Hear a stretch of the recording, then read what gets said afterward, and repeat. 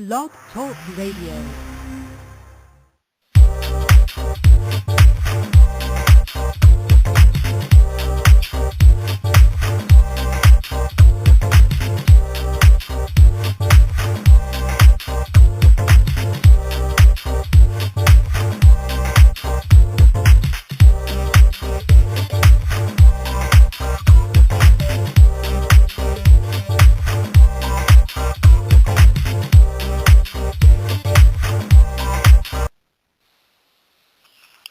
What's going on, guys? It's late night treasure talk. What's going on? We got our co-host here, Cojo Ross. What's going on, man? Hey, what's up? Hey, Popo. Joe. Let's check it, man. I just wanted to call in tonight, visit the talk, and see how everything was going there. Sweet, man. Dead winter. What do you think about the weather going on here lately? The weather is obscene, dude. It is absolutely, it is everything against why I moved south from where I used to live.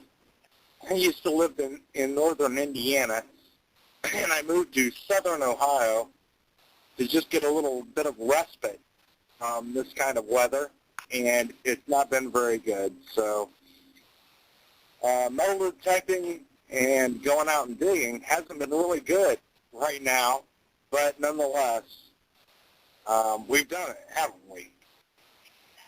Right. Yeah, and it's ridiculous, and it's hard.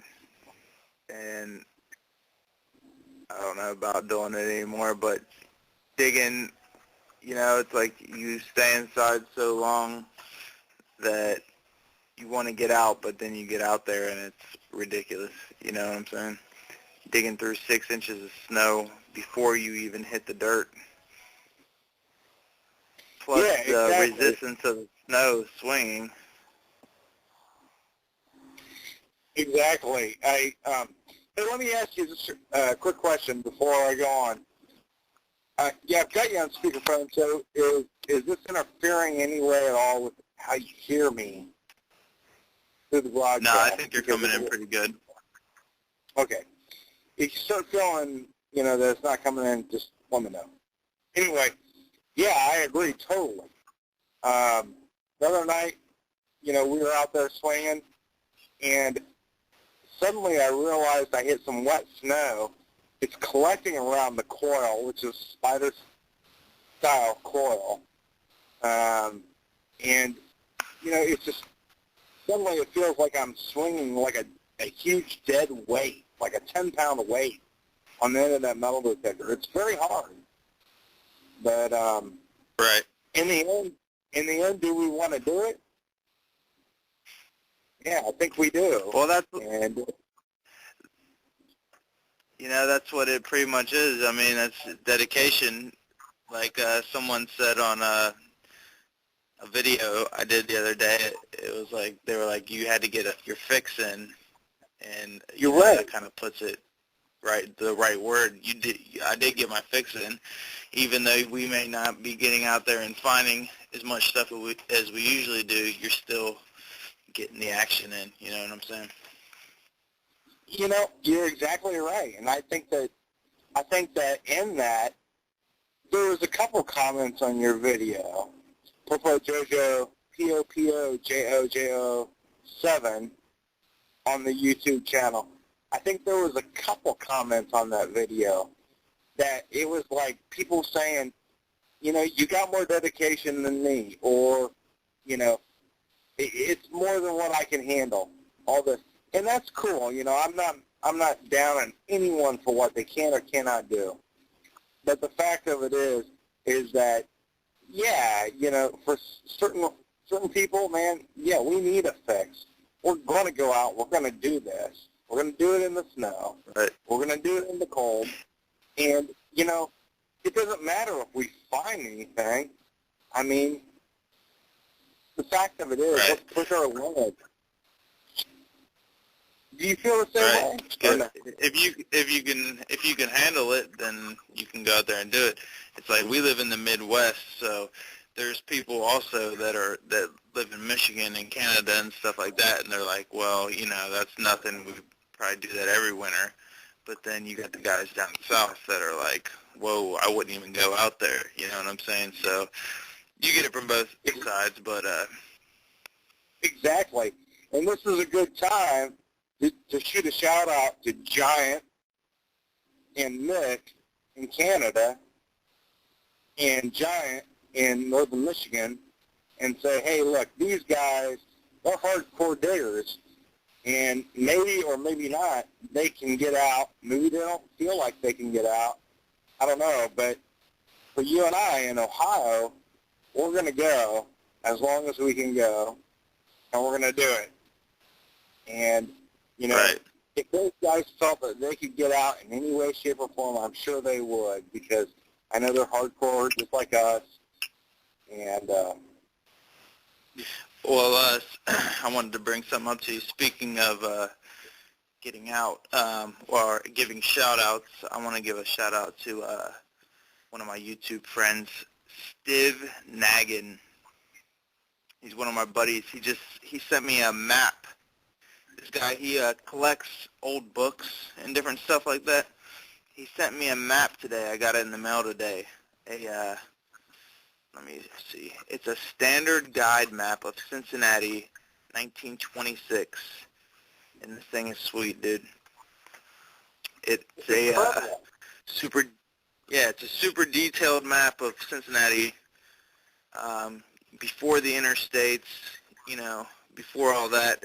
The lines on here are the old trolley car, electric lines that they had going through the city. And I think we'll find some good spots out of this thing. There's a lot of, stuff on here that unrecognizable to me and makes it, kind of interesting. hey, let me just say again here in this brief pause here that we've got after the shout-outs here, that once again, this is the Metal Detecting and Stupidity late-night treasure talk chat and radio show hosted by Popo Jojo 7, Popo-Jojo 7, and this is the show, and I just wanted to reach out and say that all you guys who are into treasure hunting, you're welcome to call in, and, Joe's got a great show here. I'm just, at best, I'm the co-host here. I'm just the guy who's calling in first and foremost, but I wanted to say to you guys all, support Joe's channel, support POPOJO7 on YouTube. And Joe's a really good guy. He kicks ass. He's as hard of a metal detector as you ever want to find. And I've done with him. He's a hell of a guy. Thanks, Coach. I appreciate that. What I was going to say is this show was kind of on a whim, and I know I told a couple guys that I was going to have you call in, but probably going to do another show here in a couple of days, so I'll let you know about that. But anyways, what we were going to talk about was detectors and price comparison to actual ability to the detector. Now, Cojo has a CTX Mine Lab, and just with your personal detector, do you think it was actually worth the money you paid for it compared to another detector that you have had or have? No, not at all. I don't. Really? And that's the point. That's the point blank situation of it. No, I don't. I think that the middle of the road detectors are the absolute best.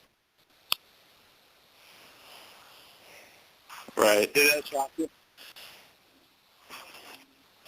No, that doesn't shock me. I've never actually been able to get a top-of-the-line like that, but I've had mostly middle-of-the-line detectors like I have right now, and I seem like I'm finding a decent amount of stuff. I know that some of the higher-end metal detectors like the CTX can get deeper, and they do get deeper, but I don't think the couple inches of depth really compensates for the, the price. I don't know. What do you think about that? I really don't think it's anything about the depth, because I really think that most everything that's good, worth finding, is probably in the top 6 inches. And I think that we can all find that with any metal detector. But what I really... That's the theory, isn't it? That stuff from the last, the stuff that's been around in this country should be in the top 6 inches, right? Yeah, I do. But where a $200 metal detector, where it differs from the $2,500 metal detector, is when we go metal detecting and I say, 90% of the time, that's a bottle cap. I can tell because what my metal detector is saying. And 90% of the time, I can tell that. But as you know, the last time you and I went metal detecting, I had that situation where I said, I'm not going to dig this. It's a bottle cap. And then I went back and I said, something about it made me think, dig this. And I dug it, and right. it actually was that ID tag, that weird elongated oval ID tag. So, right. That was a cool find. Did you ever end up finding anything else about that? I cleaned it up a lot, and there is a name and an address on that ID tag that I can no longer make out. I think it's been worn away by being in the ground. Anyway, yeah. But yeah, that's another thing with the Navitesoro, which I would represent just because of the lifetime warranty. But that's why I kind of switched to Tesoro, is because you're going to miss a lot of things, I feel like, by IDing everything, because not everything's going to read in a computer exactly what it is. I kind of wanted to switch to this kind of machine that's a single tone, just because you're going to dig up a lot more of everything. You might get some more trash, but you're more likely to get some better finds, is my theory on that. The truth is, for the public who's listening to us right now, is that you dig 10 holes to every 2 of mine, or a 1-to-5 ratio. Right. And yet you've got the gold, and I don't. And, I can kill it on coins, but you are killing me on all other finds. And that's the truth. Right. Is that I've got a $2,500 detector, and you've got a $250 detector, and yet we're neck and neck, and realistically on finds values, you're winning. Right, but I get into modes where I'm like, I'm just gonna put the discrimination very low and dig everything, and that's really how you're gonna find the gold, is dig everything, because gold will show up from the lowest signal to up all the way up to zinc, so you never really know, But we're cutting into the last 30 seconds here. Barely felt like we were on here at all, but I'm going to try to do another show here on Friday or maybe sometime this weekend. I hope you guys will call in. But I had Cojo here as my co-host, and see you guys next time.